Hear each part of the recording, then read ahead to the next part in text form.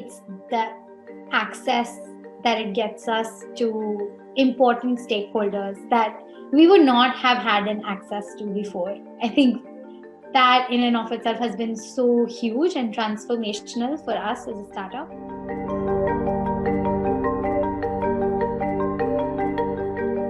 You know, these are some of the top people in the world that you can connect with to try and identify people who get the paradigm shift and who've placed that at the heart of their strategy, whether as a business or a foundation, but really place that into their strategy and not as a peripheral thing. I think that's really where the value is for people like us at Desolinator. I think the uplink connection has been huge for us because we always had international ambitions. We are always hoping to gain kind of some connections with World Health Organization and get introduced to different healthcare systems. And I think like uplink has done a great job of accelerating that process.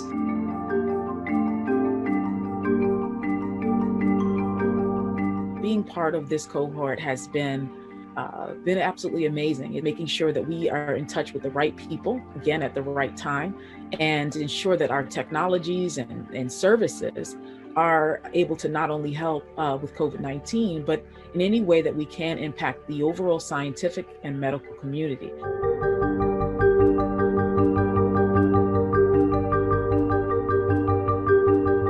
I really think that uplink has the opportunity to do a tremendous amount in connecting, in supporting entrepreneurs who really are the vanguards, the entrepreneurs, the ones who are out there pushing for change and reimagining our world.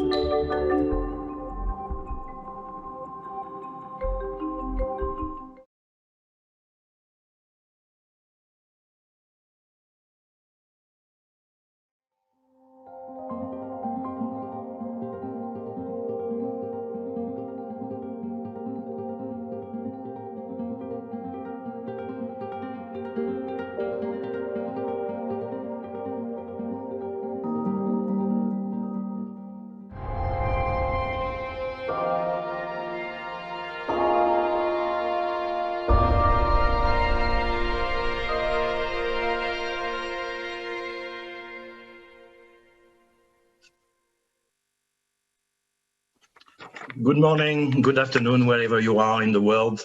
This is my immense pleasure to welcome you all to a conversation where we will discuss the importance of enabling equitable, inclusive vaccine distribution and highlight the need for continued global contribution and collaboration.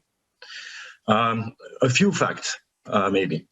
This session is co-organized between the platform I lead, the Healthcare One, and the Mobility platform, in particular, the supply chain and transport communities of that platform. Those communities have responded to the COVID-19 pandemic in engaging the private and public sectors on initiatives that serve the greater good. And this is not new. When it comes to those organizations that have been instrumental in the response, I think in particular about the Global Alliance for Vaccination and Immunization, or CEPI, the Coalition for Epidemics Preparedness Innovation. Actually, those organizations were born at the World Economic Forum, launched in Davos, respectively in 2000 when it comes to Gavi, and 2017 when it comes to CEPI.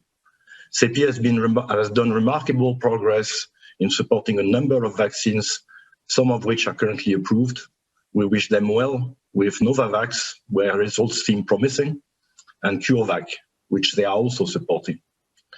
Additionally, CEPI and Gavi have co-led an instrument that is unique, that is the COVAX Pooled Procurement Facility, a procurement facility that is meant to allow access to vaccines to the world's poorest nations. This is important that we support COVAX. COVAX is an indispensable element, part of the Access to COVID-19 Tool Accelerator, and we are proud to support Act A. During the pandemic, the central role of transport and logistics organization has been made very clear. To deliver on the inclusive goals of COVAX, I would like to mention that the chief executive officers from leading shipping, airlines, and logistics industries, along with UNICEF and the Forum, signed a charter whereby private sector companies committed to make available to UNICEF their assets and capabilities in support of distribution up to the last mile. Vaccination to the world in an inclusive and equitable fashion is not only a moral imperative. A recent study has demonstrated that when poorest nations would be delayed in the vaccination program, the world could lose up to $9 trillion. And half of that loss would affect higher income countries. I would like to also mention from conversations with my dear friend Peter Pure, this eminent virologist, that any delay in reaching herd immunity in the poorest nations, say 85 of them, would allow for the vaccine to circulate, further mutate, which in turn could defeat the global vaccination campaign if a variant would emerge that would resist the vaccines. With this, it's my pleasure to introduce James Harding from Tortoise Media to moderate this very esteemed panel as we consider the challenge of vaccinating the world from mass production to the last mile. Over to you, James.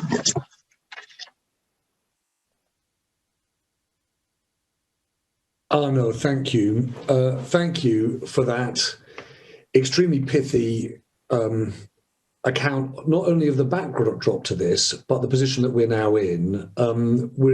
We're extremely fortunate today, exactly as you say, to have people who really are at the very front line of this. And I think the point that you make at the very start, which is, look, this is not just a moral imperative, being inclusive and equitable, it's an economic and a healthcare one for all of us, with an eye to the potential of this virus to mutate. It's something I know that's on the minds of everyone. One of the odd things about this year has been we faced a global pandemic, but we've never been more acutely aware of the problems facing us in our backyard. And I join you from London. Or from the UK, I should say, sorry. And where I am, one of the big arguments is about the distribution, the production of vaccines within the European Union and the UK. We're all facing different versions of this. We're lucky to have a group of people from all over the world joining us to discuss it. You started, Arnaud, nicely by saying good morning or good afternoon. I start with Henrietta Fore, the Executive Director of UNICEF. And to you, Henrietta, I don't know whether to say good morning, good afternoon, or good night, because I know you're joining us from the west coast of the United States, where the sun hasn't risen yet. So thank you so much for joining us. Stan Bergman is the Chairman and Chief Executive of Henry Schein, one of the largest suppliers of medical equipment and pharmaceuticals in the world. And so I'm really grateful, Stan, that you're here to join us, not least because people who know you will know that you've been involved in thinking about responses to pandemics long before the rest of us started thinking about them. I'm grateful too that Sultan Ahmed bin Suleiman is here. Sultan, as you know, many of us had never thought seriously about distribution issues, supply chains, and now we can think of little else. So we're extremely grateful. And I hope that also joining us is Jacques van der Meyen, the Chief Executive of the Port of Antwerp. I think, Jacques, you're here too. And likewise, I suppose I used to have a boyish interest ports, saw them as a place of wonder. You now realize that they're critical to what's happening in response to this pandemic. So thank you all for joining us. Just to tell you just very briefly, the way this works is this is a conversation that we're going to stream for the next half hour. It goes out globally. And then in the second half hour of the hour, we're going to open up to Q&A from WEF members. So please don't hold back on those questions. I know this is a subject of enormous interest to an enormous number of people. But Henrietta, may I start with you? As I said, I'm keenly aware that in the UK we're looking at this at the moment, close to home. Arnaud made a point of saying, look at it in terms of the needs of those 85 countries. Can you just start with telling us what you think are the biggest challenges that the world is facing in terms of vaccinations from production to delivery? So thank you, James. Well, you have begun with your experience in the UK, and I think for many of the developing world, it's a bit different than it is for the developed world. But everyone has as their number one supply. So have we manufactured enough? Do we have the test data, the trial data in for the vaccines that wish to be approved by WHO? So supply is number one. Number two is timing.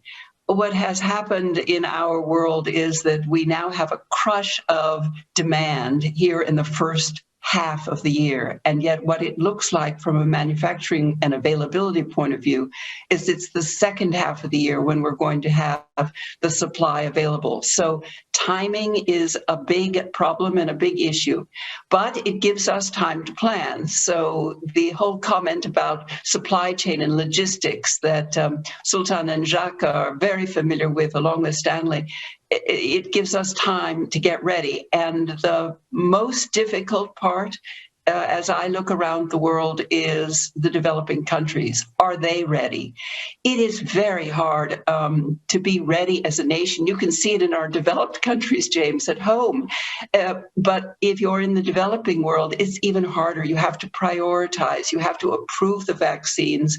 You have to make sure that you have trained your healthcare workers. You have to be able to get them out and all the supplies that go with them, the PPE, the syringes, the safety boxes. All of that has to be ready. We've been buying refrigerators to help the cold chain, which Arnaud had mentioned Gavi. With Gavi, we have strengthened cold chains in each one of these countries. So the challenge is enormous. It is a massive undertaking as the world. And as a result, the readiness, I think, is the hardest for our world. There's one other issue, James, that I'll just mention. There is this chasm between the developed world and the developing world.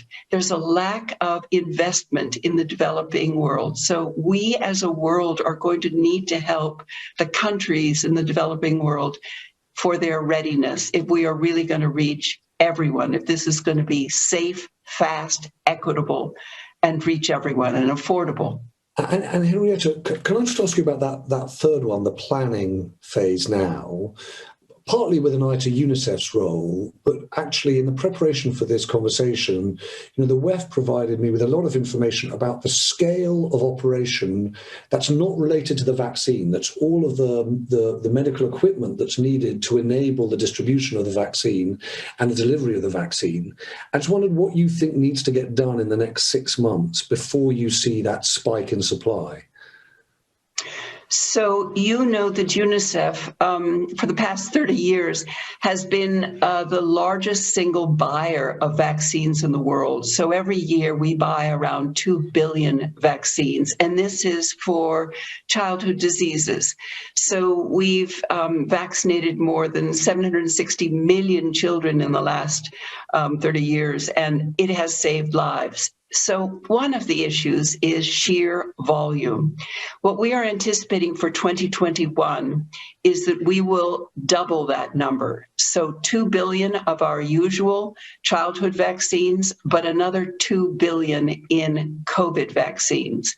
Currently, we distribute to 100 countries. We are their procurement agent.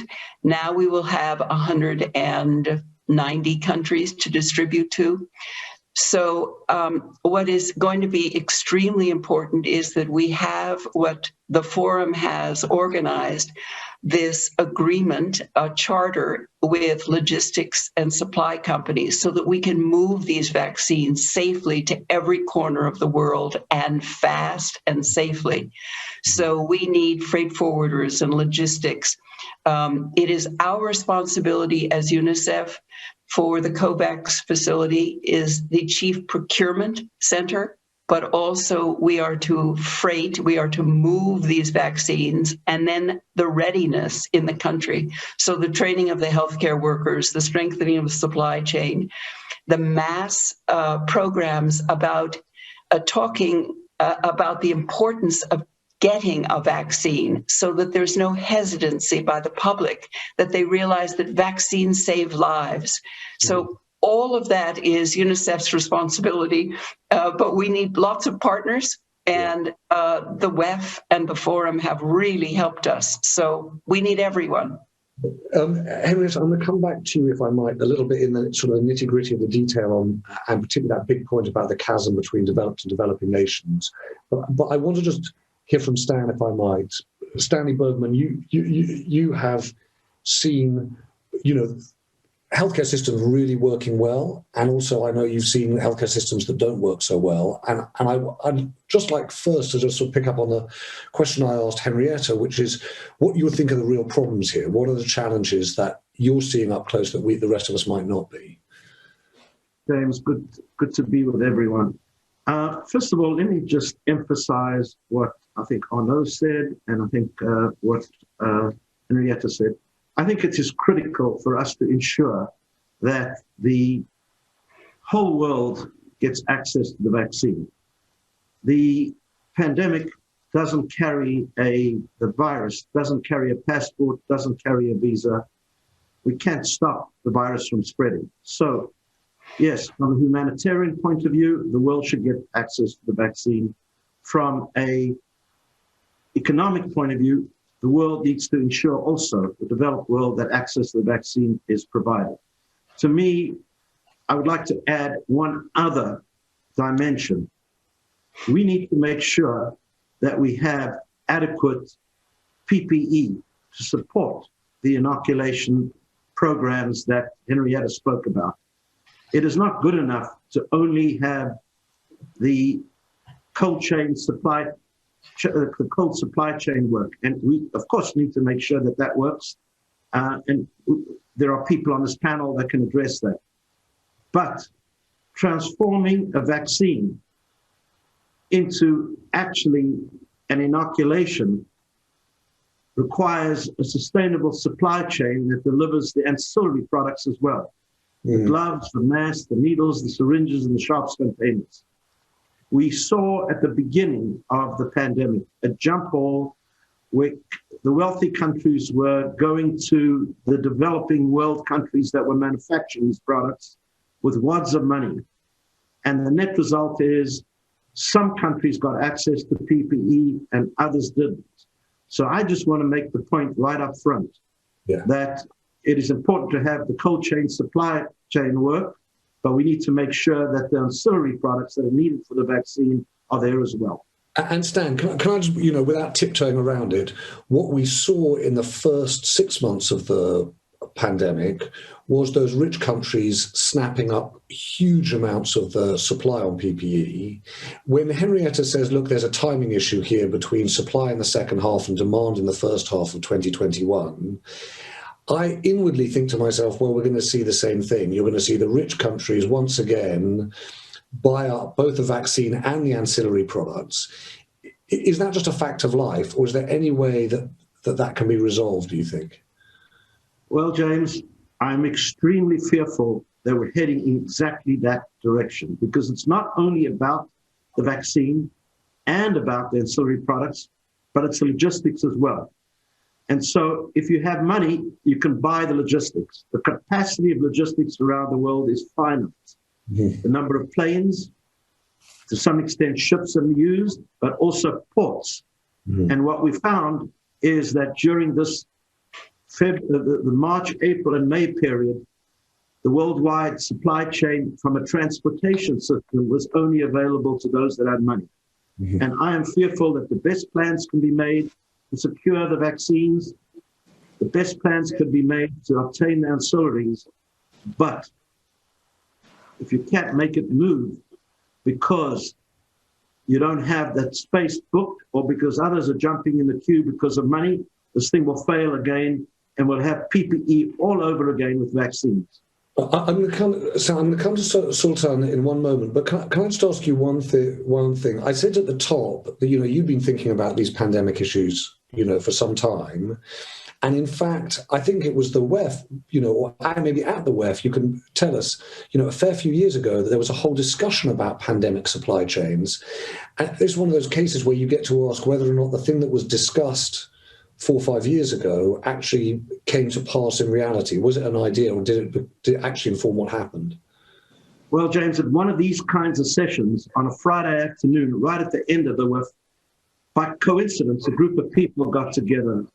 President Kim at the time from the World Bank, the chair of the head of the World Health Organization, the World Food Program, and a number of CEOs of companies got together, and we gave birth in 2015 to the Pandemic Supply Chain Network, which is an informal group of public-private partnership activities that relate to moving of or obtaining information on where PPE is manufactured, where it's available, what supply chain capabilities exist, what logistics exists, and figuring a way to deal with these issues of shortages. And the Pandemic Supply Chain Network group was quite effective in March and April. My concern is we're not a government, we're a country group of people, and I'm concerned with a lack of collaboration. And sometime in the second quarter or third quarter, this is going to play out again with vaccines and PPE. Stan, thank you. I'm going to come back to that point about where the glitches are, the ancillary products. But I wanted to bring in Sultan Ahmed bin Suleiman. When you think about planes and ships, and as the chairman and chief executive of DP World, Sultan, you must hear what Stan's saying and think, yeah, this is exactly where these issues are going to be. I wonder whether you could, if you like, answer the issues that both Henrietta and Stan have in effect raised, which is how the logistics operation is going to deliver something that is fair and inclusive globally. Well, thank you very much. I totally agree with Stanley. And I wish that eventually he will also not distribute equipment and medical equipment, but also vaccines worldwide. With his expertise, we need it. People talk about in logistics about first mile and last mile, but I tell you in our experience, both first mile and last mile are important. A few years ago, in our business, we noticed that we need to be involved in logistics.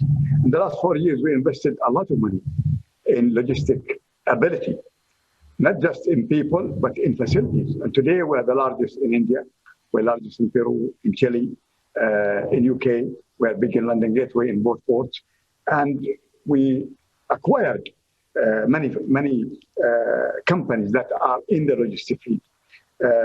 Sometimes we don't really have a link. We even have to charter a plane or charter a vessel. We own vessels now, which is a new thing for us. Collaborative effort to distribute is very important. And I don't want to repeat what Stanley had said or Henrietta, because today, what I read is 9 billion vaccines have been already reserved by the wealthy countries. That's only 14 or 15% of the world population. This pandemic, we need to make sure it reaches everybody. Mm-hmm. For the first time in the world, in our business, we find it is difficult to find empty sea containers. Can you believe it? I mean, empty containers in our business is a cost for us. They sit in the yard, we don't earn anything. Today, all the BCOs, the beneficial cargo owners, you talk about IKEA, Walmart, and others, are looking for empty containers. And many countries like China acquired many to use it for their own. So we have to have a collaborative. Even if we have vaccine for everybody, we cannot distribute everybody. It needs a collaborative effort. We manage to really fill every part of the supply chain so that we can do our role. And Sultan, two questions come to mind. One is about the security of the distribution system. And by that, I mean something very practical, which is how do you get the people who are running all of those supply networks themselves vaccinated so that you have a security of the system to deliver the vaccine? Absolutely. That's very important for us. I tell you, when this pandemic came, one of the big issues for us is how do we continue to have our operation open? It's very crucial to make sure cargo is moving. And so the first thing we did is immediately we started to comply with every regulation regarding sanitation, regarding wearing masks, and we adhere to it. We told our people it's a must. We have to protect our people. They are first. And we managed to do it very well. We never closed.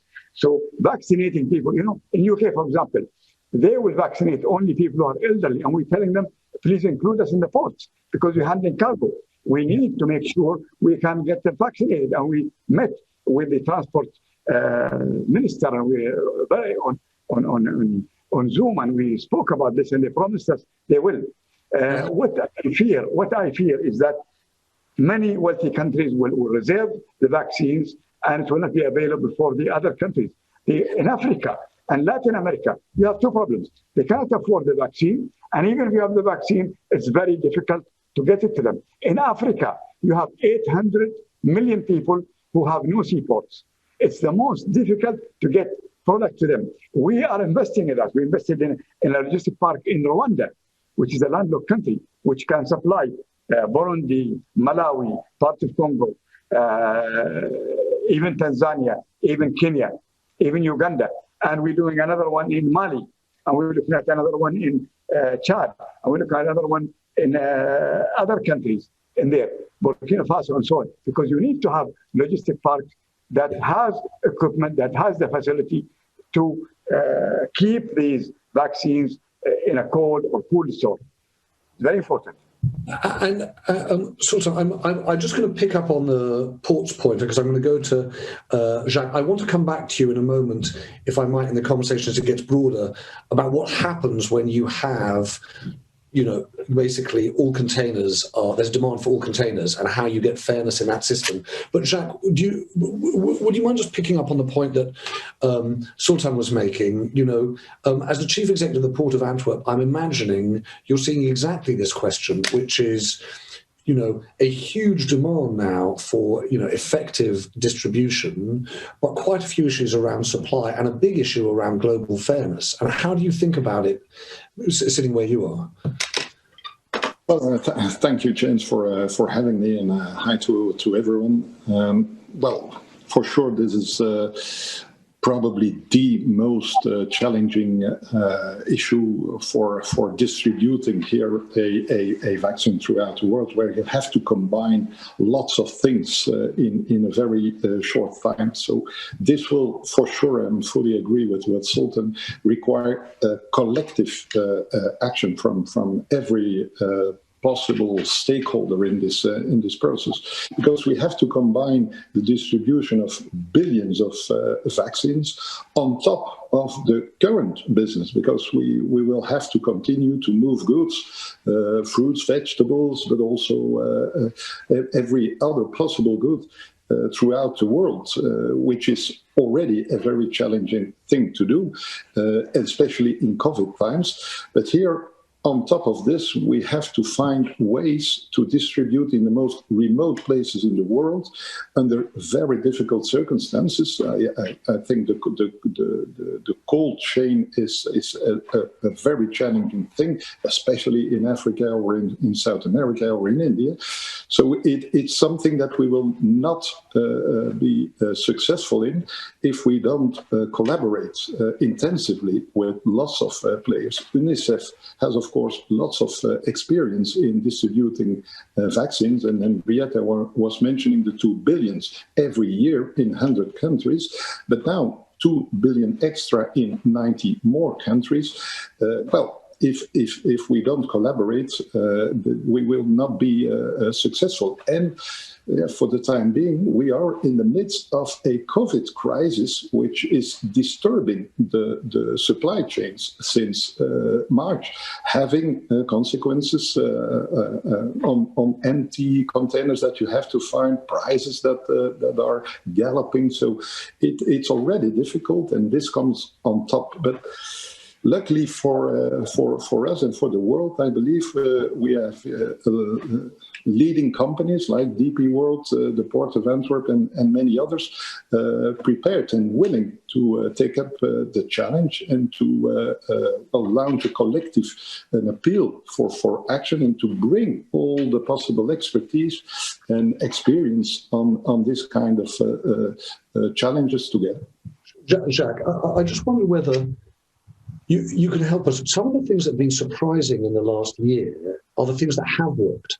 Right? Actually, if we had sat here, in January of 2020 and said we're going to be hit by a global pandemic, people would have predicted some huge disruptions, for example, to food supply, right? And in some ways, actually, supply chains have worked. That's not to, minimize, some of the pressure points, but overall, they seem to have worked.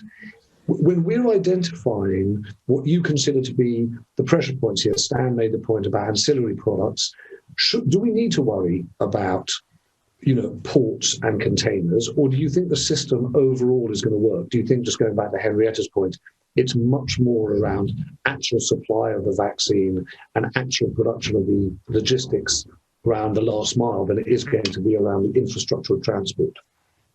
Well, the COVID crisis proved, and especially for the port of Antwerp and many other ports in the world, that we were successful in managing the crisis. The Port of Antwerp, for instance, remained 100% operational throughout the crisis, even when we didn't have mouth masks or hand gels or other rules and regulations on how to keep the safety of the own workforce.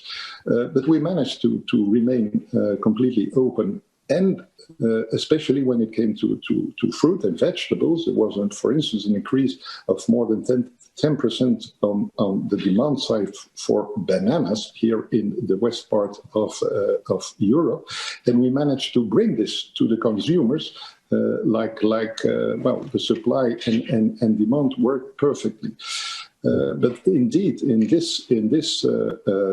distribution of vaccine and the vaccination process, the big challenge will lie on the last mile. So that's for sure, and especially in the low and middle income countries where roads, barges, rail infrastructure, warehouses, energy, because we need cold, the so-called reefers, so the cold containers and cold warehouses requires a lot of energy, where already in some parts of the world it is in normal circumstances already a challenge to have them on a reliable basis.